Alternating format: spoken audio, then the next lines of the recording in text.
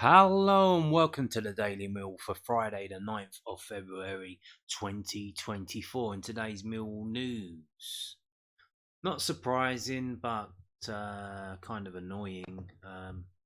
We have this from southernnews.co.uk. Sean Hutchinson faces injury setback, while Millwall boss reveals how long Kevin Nisbet is expected to be out. There was good news for the Lions of key man Ryan Leonard set to return to Millwall squad this Sunday.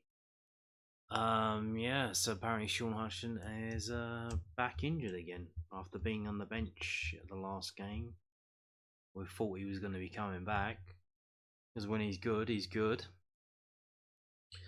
Kevin Nisbet is set for an extended spell on the sidelines after picking up a significant hamstring issue. Millwall boss Joe Edwards expects him to miss 2 months at a minimum in a blow to the Lions. 2 months. So yeah, like I said, that's his season done. I said it before. That's his season done. And we're on the 10th of February now, 9th of February. That'll take him to 9th of April. He's got to come back and do rehab and get match fit, or get fit and then get fit enough to play. And that's gonna be so he might be ready for the last game of the season. The Scottish striker who suffered a serious ACL injury at his former club Hibernia is not expected to need surgery, but the long spell on the sidelines and the lack of game time will not help his bid to be part of Scotland's squad for the 2024 European Championship in the summer. Speaking at his pre-match press conference today ahead of Mill's trip to Coventry City on Sunday, Lions head coach Edwards said, we don't have a real clear update on him other than that it's definitely minimum couple of months. So I definitely wouldn't sit here now and rule him out until the end of the season. But if he is to feature again, it will be in the back end of it for sure. As I've said, it's a significant one he's got on his hamstring. At the moment, we're in a position where it looks like it doesn't need surgery, which is always a plus. But having said, it's still a significant injury, so he's out for a while. The bad news continues as Edwards revealed that club captain Sean Hutchinson, who has made just 9 league appearances this season, has had a setback with his calf. Hutchinson, 33, returned to the bench for last Saturday's 1-0 defeat at Hull City, having missed the previous 3 games due to injury, but he will now miss a further few weeks. Edwards said, Sean Hutchinson has had a bit of a setback with his calf. He did rejoin training at the start of the week, but he's had a setback, so Hutch is probably looking at a few weeks, which is disappointing. The Millwall head coach also offered updates on Ryan Longman, Adomo Maka and Ryan Leonard, with only the latter expected return to the visit of the CBS Arena in 2 days.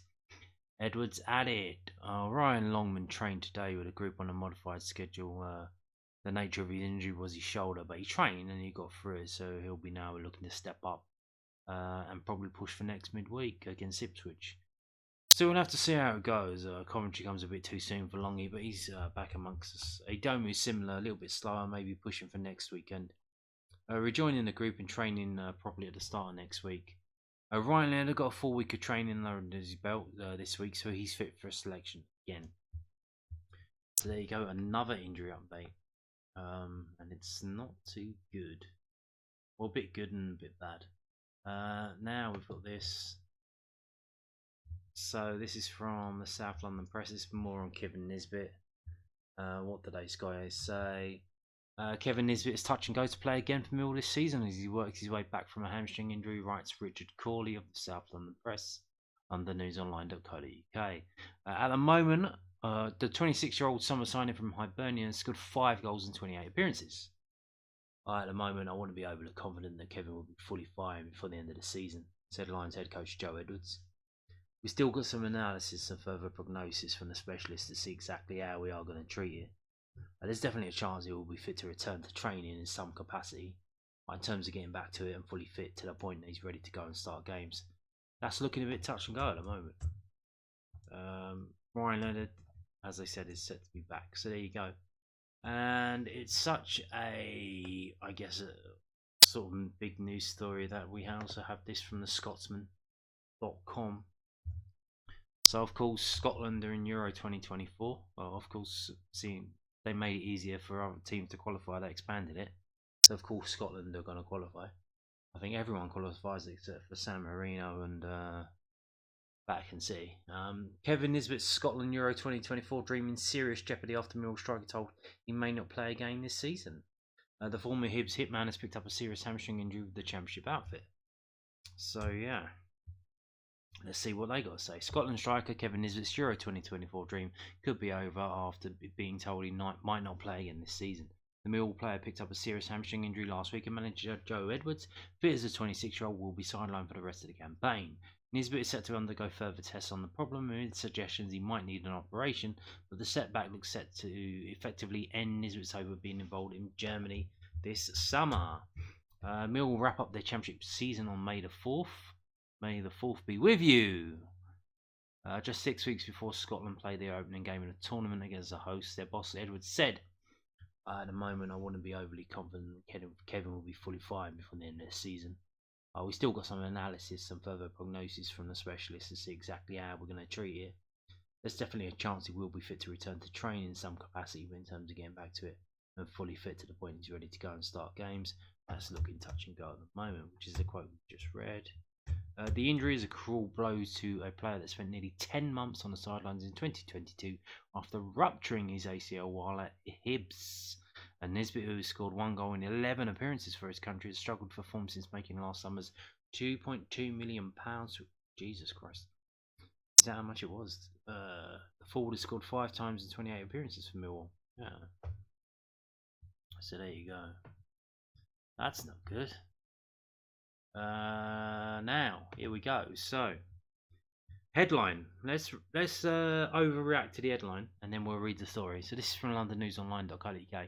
So we've got Joe Edwards. He's got a new style. He wants a new way of playing. So what does he do? He looks to last season at why and how Zion Fleming and Tom Bradshaw scored so many goals, and he wants them to do it again. But we were told he had a new way of playing. Millwall head coach reveals extra analysis on Duo's goals last season in a bid to boost scoring in current campaign. Right, so I've criticised the headline. Now let's see what the story is actually about. Joe Edwards has spent time analysing the goals scored by Tom Bradshaw and Zion Fleming last season in a bid to aid them hitting the back of the net on a more regular basis in Millwall's Championship running. Bradshaw struck 17 goals in the league, including 2 hat-tricks in the 22-23 campaign, as he won a recall to the Wales international squad. Fleming scored 15 times in maiden season in English football after a then club of record transfer fee from Fortuna Sittard. In the current campaign, the pair have a combined goal return of 10, with Fleming leading Millwall's scoring charts on 6. The number 10 was unsuccessful in his attempt to chip Hull City keeper Ryan Allsop in Saturday's 1-0 defeat at the MKM Stadium. Bradshaw, just back from a hamstring injury, had a late shooting chance but could only drive his attempt straight at Allsop. I've looked back and closely analysed Zion and Brad's goals last season to see what type they were, what situations they came from, and what areas the strikes came from, because I want to help them get back to that and recreate that as much as possible, said Millwall head coach Edwards. But when you look back at those 32 goals between the two of them, then there are so many that come out of nothing, really. They are second or third phase from long free kicks, long throws, corners, or just random quick counter-attacks. From across, they get the knockdown. Yes, otherwise known as the Millwall way. Direct. You go direct, and it might not go there straight away. It might hit. You cause chaos. That's the Millwall chaos. Because you go direct at them, you cause Millwall chaos, and the defenders lose it, and then we capitalise. Because the Millwall players, they know there's going to be chaos, because that's the Millwall chaos. It's like that film. What's that film, Snatch? Is it Snatch with a gypsy? Brad Pitt plays a gypsy. And they show the little thing where the shotgun goes off, and Brad Pitt doesn't flinch, but everyone else does. Why doesn't he flinch? Because he knows it's going to happen. And that's the same with this, the Millwall chaos. There are a lot of goals last season that are from moments that aren't easy to recreate. They aren't from pre-planned fluid football. Yeah, that's your problem there, Joe. You're trying to do some pre-planned fluid football, and it's not working. But we need a few of those moments to start coming our way again and taking them, and that's been a big issue for us. But we're not scoring many goals. On another day, Zion and Bradders could both score on their chances, but equally, I don't look at either of them and think, oh, he's got to score. Zion's one is out from outside the box, and Bradders, the way the ball is bouncing and dropping, he's had to change his stride, and it's on his weaker side. They are the kind of moments, though, that we need to start turning for us, and they are fine margins that are costing us points. Mill have taken 1 point from a possible 12 in the Championship. They have a 5-point cushion on QPR in the final relegation spot. And a reminder, because we are playing on Sunday, the other teams play on Saturday, it's going to look a lot worse before we go, just before that Coventry game on Sunday. Last weekend's fixture at Hull saw both sides post low XG. Millwall with 0.37 and their opponents are fractionally better 0.45. But Jaden Philogene slammed in a 5th minute clincher after Anasaru's thunderbolt came back off the crossbar and fell kindly into his path. Yeah, with aid of his hand, by the way. Millwall are averaging 1.06 points per game in the 15 games since Edwards succeeded Gary Rowett. The results in our games are fine margins, whether we play brilliantly or not, said the former Chelsea and Everton coach. There aren't many of our games where it's emphatic in terms of the result. The first half at QPR is an absolute 0-0 game, but we're going 1-0 down, just because of one moment.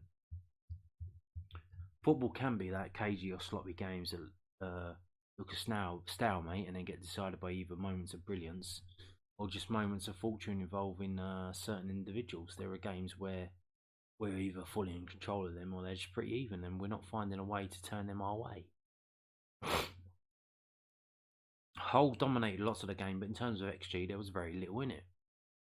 Philogene used his hand to move the ball to the foot he wants to strike it with, and that goal 100% gets disallowed if we have VAR. While I like a bit of luck and brilliance to come our way, we do need to keep demanding more in how we create as a team.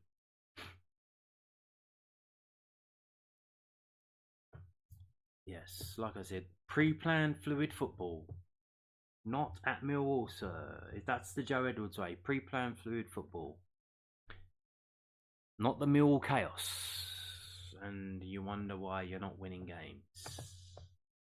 Now here we go. This is from londonnewsonline.co.uk, the South London Press's online website. Similarities to Gareth Bale. Oh, that's nice. The guy's not even played yet, and he's having all of this piled on him. This is, of course, the inside track for Morecambe staff and progression of Millwall new boy Adam Mayer. There's been some rise for winger Adam Mayer at Morecambe, although it hasn't always been smooth sailing for Mill's latest addition. The Lions agreed a deal in the region of £300,000 for the 19-year-old at the end of the January transfer window, record fee for the Shrimps, which had previously been Jack Redshaw's switch to Blackpool in 2015. Mayer had an extra year as a scholar at Morecambe before he was handed professional terms. Now he's jumped up 2 divisions and penned a long-term deal at Millwall, becoming the first permanent signing made by head coach Joe Edwards. Pardon me. The journey into the first team for Adam was an interesting one. Morecambe Academy manager Stuart Drummond told the South London Press. He was on the first team radar to an extent as an under-18, but he wasn't given much of an opportunity. Adam had quite a few sessions with the previous manager Stephen Robinson. There were 3 or 4 lads who trained regularly with him, but when the change of manager came, then Adam wasn't really in the picture. At the end of his under-18 season, the academy staff came to us, and they wanted to retain him. He wasn't given a full contract by the first team, so we retained him on extended scholarship. We sent him out on loan. The timing of coming back from Colne worked in his favour. He got his chance in the first team, and Derek, the manager, stuck with him. He's never looked back. So there you go. This is a guy who he was lucky to be kept on. Lucky to be kept on. Because the youth staff wanted him to stay on with when they give players professional contracts. Like yearly ones that we've given to various players like Chinockley and Malachi this season. But they didn't give him that. They had to renew his scholarship. So that's kind of weird. So he was very close to being turfed out, released from Morecambe, and he's had to work his way into the team. Mayer was picked up by Morecambe at 16 following his release from Preston, having bounced around at Tranmere and Bury during his formative years. The winger made his league debut for the Lancashire club in August 2022. Drummond said, he had a tough under-9 to under-16 programme. He's been at academies that have closed during his time too. We took him up to Morecambe, and I think it's fair to say he's overcome quite a few challenges. He would agree that when he came to us, he was just a little bit too short on confidence, and we had to build him back up to believing in himself and getting him back to his true ability. And that's in the past, and now he's flourishing now. Neil Wainwright, head of Morecambe's academy coaching, could always see the talent once Mayer had been endued with belief. He said, "Physically, you look at him and you watch him on the first bits to see how he moves well and he controls the ball, all the basics. And he was really good.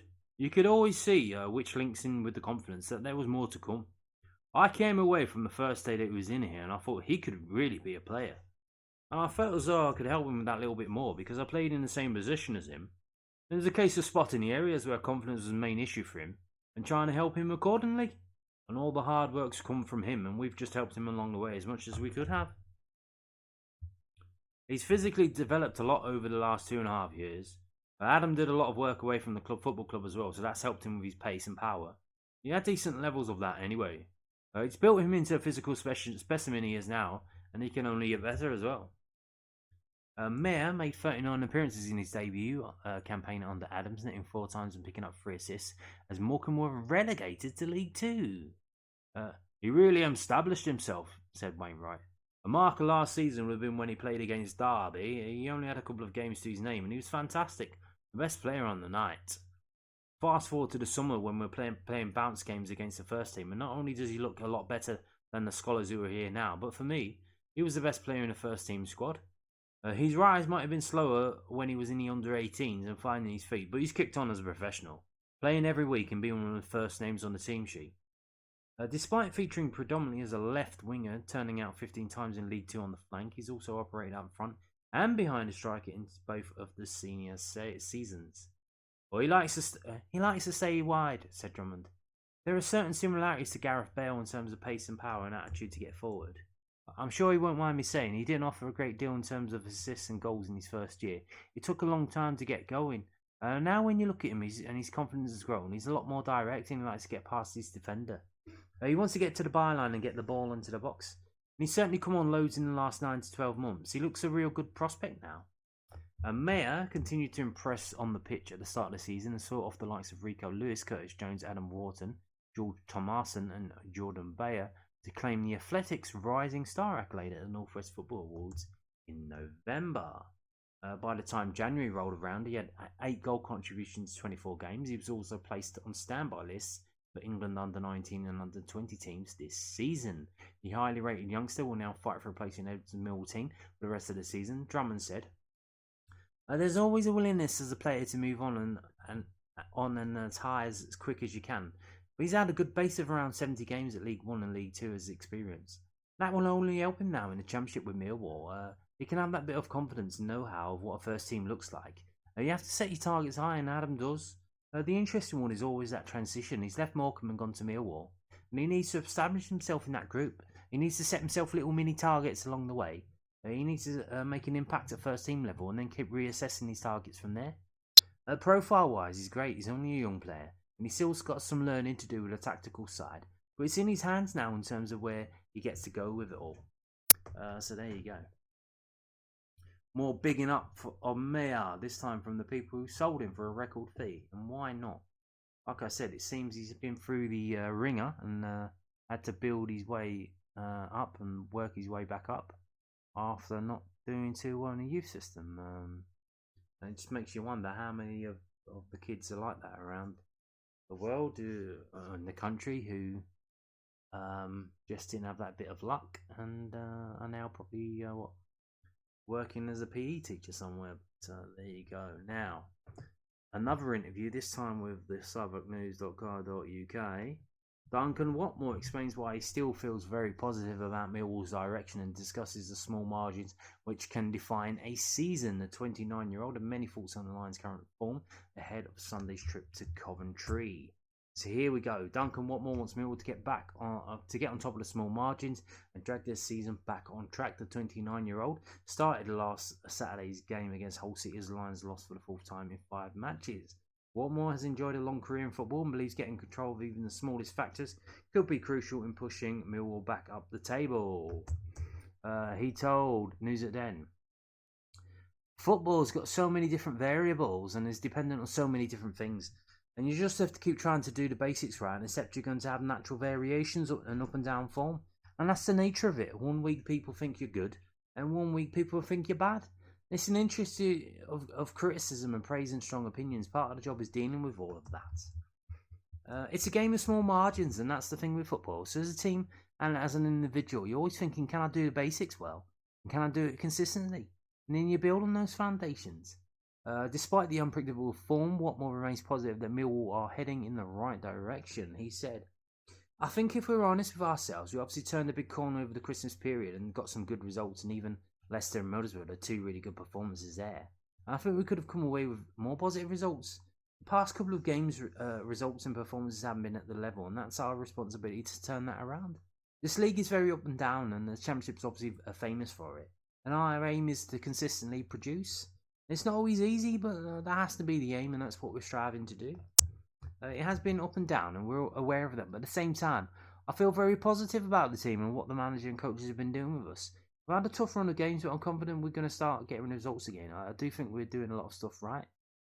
When we're at our best, we get that balance right between playing at the back and having possession, but always being positive and being attacking and willing to turn opponents. But every game is a different game, and you can't always get it right. Since recovering from an injury in November, Watmore has been involved in 12 of Mill's last 13 games in all competitions. He only missed last month's 1-1 draw with Preston North End due to a stomach bug. Or it's one of those where I hadn't eaten for 2.5 days and I couldn't have run about on the pitch, he said. And that's when it's just taken out of your hands. I literally couldn't play. You have to be in a position where you can help the team, and if you're in a position where you're going to be a detriment to the team, the decision is easy because you never want to make the team worse. Having signed in the January window of 2023, Watmore has been at the Den for just over a year and still finds himself enjoying life in South East London. I really like the club. I'm enjoying my time here immensely, he said. I get on really well with all my teammates, staff and people behind the scenes. It's a really friendly club. The fans have been great. The forward is also confident from his own experience that this year's January signings, Japhet Tanganga, Michael Obafemi and Adam Mayer, should have no issues settling in despite arriving halfway through the season.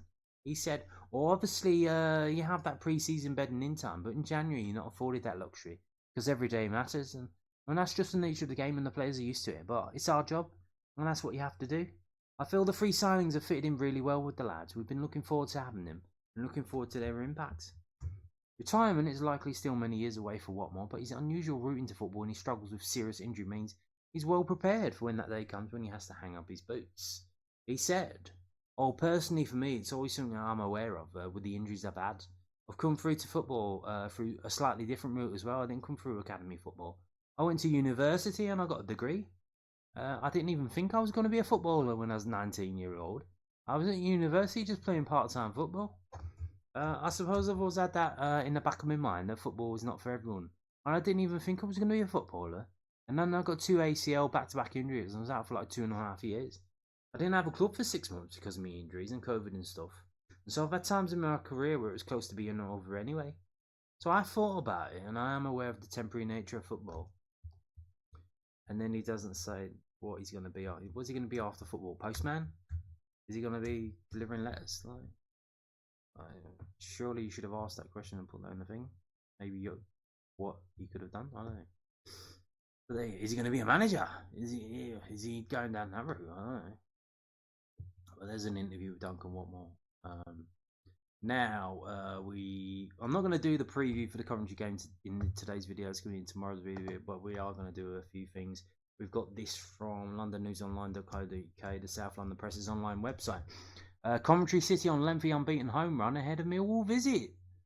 Millwall will be aiming to end Coventry City's 10-game unbeaten run in Sunday's Championship encounter. The Sky Blues have only lost once at home all season, a 2-0 reverse to West Bromwich Albion on October the 30th.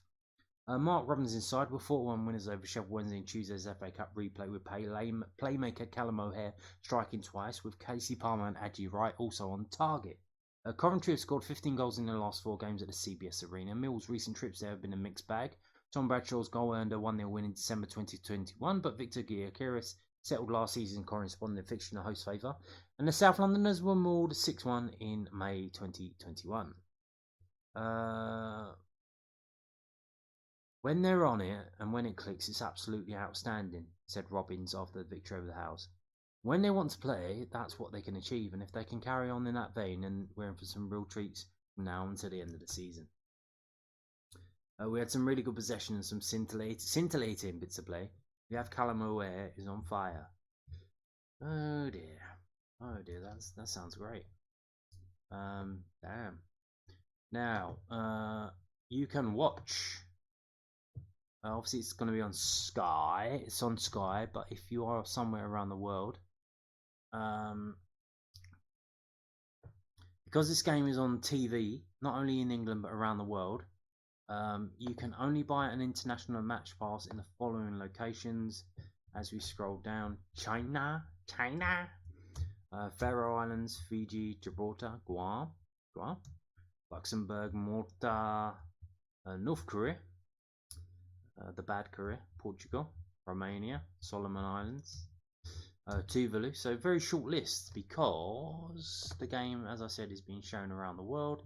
In the UK, it's on Now TV. It's on Sky Sports Main Event, and Sky Sports Football. It's on TalkSport 2 Radio if you want to listen to it.